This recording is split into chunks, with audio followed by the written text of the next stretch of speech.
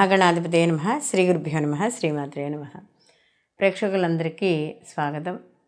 శనిగ్రహ మార్పు. శని భగవానుడు 2025 మార్చి 29 వరకు కూడా ఈయన కుంభరాశిలో ఉండి తదనంతరం ఈయన మీనరాశిలోకి స్థితి పొందడం అనేది జరుగుతుంది. అంటే 2.5 సంవత్సరాల తరువాత ఈయన మార్పు అనేది చెందుతున్నాడు. అయితే ఇందులో వక్రగ్రతులు, అతిచారము ఇవన్నీ కూడా మధ్యలో మనకి కనపడేవే. అయితే ఏదైనా 2.5 సంవత్సరాల తర్వాత ఆయన మార్పు అనేది చెందబోతున్నాడు.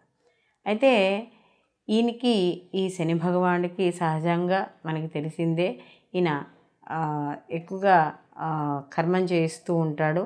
అంటే మనకి శ్రమింపజేస్తూ ఉంటాడు శని భగవానుడు. ఈయనకి విశేష దృష్టిలు కూడా ఉన్నాయి. 3, 7, 10 ఈయనకి విశేష దృష్టిలు అనేవి ఇక్కడ మనకి శని భగవానుడికి ఉన్నాయి.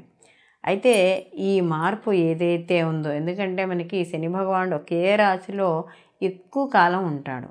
అందుకనే ఆయన నెమ్మదిగా ప్రయాణం చేస్తూ ఉంటాడు. అందుకని ఈయన మందకారకుడు కూడా అని చెప్తారు. కాబట్టి ఇలాంటి శని భగవానుడు మీనరాశిలో స్థితి పొందడం వల్ల 12 రాశుల వారికి ఎటువంటి ఫలితాలు ఉండబోతున్నాయి, అసలు ఎటువంటి ఈ మార్పు వల్ల, అంటే ఈ శని భగవానుడి యొక్క రాశి మార్పు వల్ల వీళ్ళు ఎటువంటి విషయాల్లో జాగ్రత్తగా ఉండాలి, అలాగే ఎటువంటి పరిహారాలు మీనరాశి. మీనరాశికి రాశ్యాధిపతి వచ్చి గురువు. మీనరాశిలోకి పూర్వభాద్ర 4వ పాదము, ఉత్తరాభాద్ర 1, 2, 3, 4 పాదాలు, రేవతి 1, 2, 3, 4 పాదాలు మనకి మీనరాశిలోకి వస్తాయి. మీనరాశి వాళ్ళకి జన్మలోకి శని భగవానుడి యొక్క సంచారం, అంటే సెకండ్ ఫేజ్ స్టార్ట్ అయింది. వీళ్ళకి మొదటి 2.5 సంవత్సరాలు అయిపోయింది. ఇప్పుడు మధ్యలో ఉన్న 2.5 సంవత్సరాలు స్టార్ట్ అవబోతుంది. ఎప్పుడైతే ఈ యొక్క జన్మలోకి శని భగవానుడి యొక్క సంచారం అనేది వస్తుందో, సహజంగా వీళ్ళకి ఏలాంటి శని ప్రభావం అనేది ఖచ్చితంగా వీళ్ళ మీద ఉంటుంది. ఎందుకంటే శని భగవానుడు మందకారకుడు. ఎప్పుడైతే ఈ మందకారకుడైన శని భగవానుడు జన్మలోకి ప్రవేశించాడో బద్ధకం ఏర్పడుతుంది. అంటే ఏ పనిలోనూ క్రమశిక్షణ లేకపోవడం. అప్పటి వరకు నిజంగా చాలా క్రమశిక్షణతో ఉండి శ్రద్ధగా చదువుకునో, లేకపోతే సమయానికి అన్ని పనులు పూర్తి చేసుకున్న వాళ్ళు కూడా ఈ జన్మలో శని ప్రభావం వల్ల వాళ్ళ యొక్క క్రమశిక్షణ అనేది పక్కదారి పట్టడం అనేది జరుగుతుంది. స్నేహితుల వల్ల ఇబ్బందులు పడడం, లేకపోతే వాళ్ళ యొక్క జన్మలోనే ఉన్నాడు కాబట్టి వాళ్ళ యొక్క ఆలోచనల విధానం వల్ల కావచ్చు, వాళ్ళ మనస్సు కదా, ఆ మనస్సుకు ఇచ్చిన సంకేతాలను బట్టి నిర్ణయాలు తీసుకోవడం, ఒక్కోసారి తొందరపాటు నిర్ణయాలు, తొందరగా మాట్లాడడం, ఇలాంటివన్నీ కూడా ఏర్పడతాయి. అప్పటి వరకు కాస్త ఒక రకమైన దైవభక్తో, లేకపోతే పెద్దలు ఎందుకు గౌరవమో, ఇలాంటివి ఏవైతే ఉన్నాయో అవన్నీ కూడా తగ్గుముఖం పట్టి కాస్త చెడు అలవాటు, చెడు స్నేహితుల మీద యొక్క ప్రభావం అనేది వీళ్ళ మీద చూపించడం అనేది జరుగుతుంది.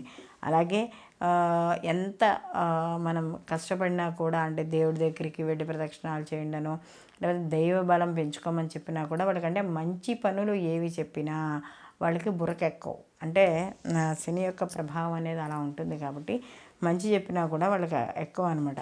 అలాగే ప్రతి పనిని కూడా వాయిదా వేసుకుంటూ ఉండడం. ఇది వరకు ఏదైతే ఎంత దక్షతగా పనిచేసేవారో ఇప్పుడు ఆ యొక్క ఏదైతే ఆ రెస్పాన్సిబిలిటీ తీసుకోవడం విషయంలో కావచ్చు, మాట్లాడే విషయంలో కావచ్చు, అవన్నీ కూడా తగ్గుముఖం పడతాయి.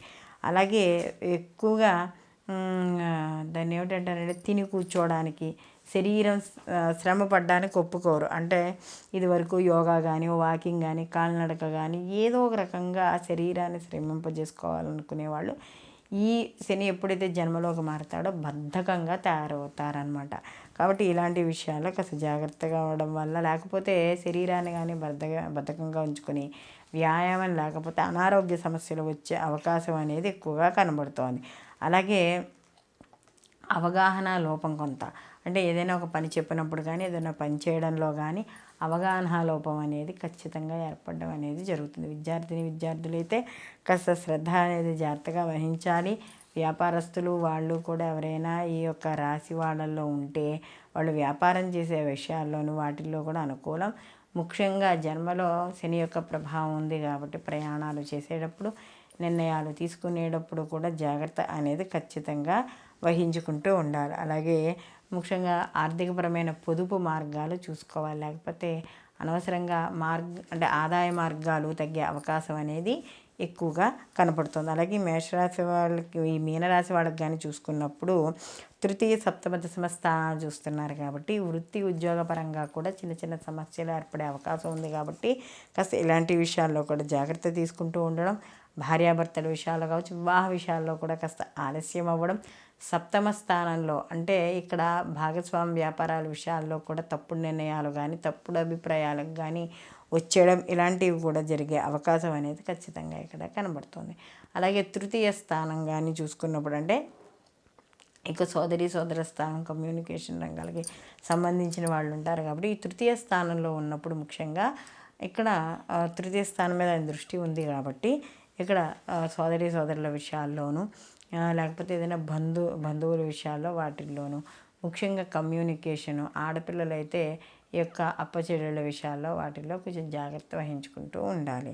కాస్త ముఖ్యంగా కానీ చూసుకున్నప్పుడు ఈ మీనరాశి ఎవరైతే ఉన్నారో వీళ్ళకి ఏనాడి శని అనేది సెకండ్ ఫేజ్ కాబట్టి ముఖ్యంగా ఆడపిల్లలు కానీ మగపిల్లలు, విద్యార్థులు అయితే స్నేహితులను ఎంచుకోవడంలో కానీ లేదా ఒక ప్రాజెక్ట్ చేసేటప్పుడు ఆ ప్రాజెక్ట్ విషయాల్లో ఏర్పడే నూతన పరిచయాల విషయాల్లో కానీ ఖచ్చితంగా జాగ్రత్త అనేది వహించుకోకపోతే ఇతర అంటే అనవసరమైన వ్యాపకాలకి అవ్వడం లేదా అనవసరమైన విషయాలలో తలదూర్చడం, సమస్యలు ఎదుర్కోవడం అనేది ఇక్కడ కనబడుతుంది. అలాగే ముఖ్యంగా ఇక్కడ ఇంకొక విషయం ఏంటంటే ఈ మీనరాశి వాళ్ళకి చూసుకున్నప్పుడు ఏళ్ళనాటి శని ప్రభావం అనేది ఉంది కాబట్టి ఏదైనా ఎదరవాళ్ళు ఏదైనా అనవసరమైన విషయాల మీద మోల్డ్ చేయడానికి ప్రయత్నిస్తూ ఉంటారు. కాబట్టి మీ అభిప్రాయాన్ని ఏదైనా సరే ఖచ్చితంగా నిక్కచ్చిగా కొండబద్దలు కొట్టినట్టుగా చెప్పడం అనేది చెప్పదగ్గ సూచన. వీళ్ళు తప్పనిసరిగా వీళ్ళు కూడా శనికి సంబంధించిన స్తోత్రాలు చదువుకోవడం, నవగ్రహ ప్రదక్షిణాలు చేయడం, ముఖ్యంగా వీళ్ళు కూడా ఈ శనికి సంబంధించిన జపాలు చేయించుకోవడం, మాసశివరాత్రులు నియమాలు పాటించడం, శనివారం నియమాలు పాటించడం ద్వారా అనుకూలమైన ఫలితాలు పొందడం అనేది జరుగుతుంది. ఈ వీడియో కానీ మీకు నచ్చినట్టయితే లైక్ చేయండి, 10 మందికి షేర్ చేయండి, సబ్స్క్రైబ్ చేసుకోవడం మర్చిపోకండి. మీ అభిప్రాయాన్ని కామెంట్ రూపంలో తెలియజేయండి. సర్వే జన సుఖినో భవంతు, లోకా సమస్త సుఖినో భవంతు.